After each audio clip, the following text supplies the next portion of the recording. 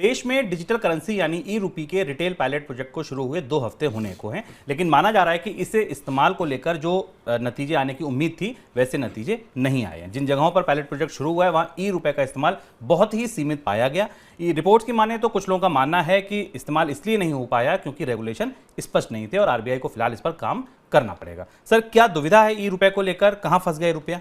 ई रुपए को लेकर रिजर्व बैंक ने जिस तरीके का स्ट्रक्चर और ढांचा सामने रखा था, वो इसके इंप्लीमेंटेशन के साथ उसकी कई सारे बड़ी दरारें सामने आ गई और इसलिए ई रुपया जिसकी की चर्चा और लॉन्चिंग काफ़ी उत्साह के साथ हुई थी, उसे बहुत अच्छा रिस्पांस नहीं मिला। उसकी सबसे बड़ी वजह यह है कि ई रुपए के बारे में रिजर्व बैंक ने अपने नोट में कहा था कि यह पूरी तरह एनोनिमस रहेगा, यानी इसका इस्तेमाल कौन कर रहा है और कहां से कर रहा है इसके बारे में सूचना नहीं दी जाएगी। लेकिन दिक्कत यह है कि ई रुपया एक डिजिटल ट्रांजेक्शन है। आरबीआई के मौजूदा नियम ये बताते हैं कि आप जिस भी बैंक से कोई भी डिजिटल ट्रांजेक्शन करेंगे उस बैंक का एसएमएस सिस्टम आपको उसके बारे में अलर्ट भेजेगा। आपके अकाउंट में अगर एक्स अमाउंट रखा हुआ है और उस एक्स अमाउंट को आप ई रुपए के जरिए इस्तेमाल करना चाहते हैं तो जैसे ही आप ई रुपए का ट्रांजैक्शन उसके जरिए करेंगे वो बैंक आपको मैसेज भेजेगा और उस मैसेज के साथ उस ट्रांजैक्शन की एक पूरी ट्रेल तैयार हो जाएगी। बैंक इस दुविधा में है कि उन्हें मैसेज भेजना जरूरी है, जबकि रिजर्व बैंक का नियम कहता है कि यह ट्रांजैक्शन ई रुपी का एनोनिमस है। और इस जगह जाकर ई रुपया फंस गया। ना तो बैंकर बहुत उत्साह में दिखाई दिया, बैंकरों ने पहले दिन से इस पर सवाल उठाए, उन्होंने बहुत उत्साह नहीं दिखाया,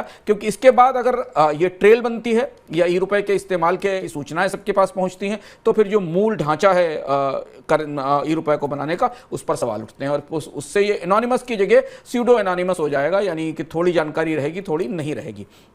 और यही वजह है कि शायद रिजर्व बैंक ने जितने भी स्टेक होल्डर्स हैं ई रुपी के, उन्हें उनसे सलाह मांगी है और ऐसी उम्मीद की जा रही है शुभम की रिजर्व बैंक आने वाले समय में ई रुपी के संचालन को लेकर फिर कुछ नए दिशा निर्देश जारी करेगा।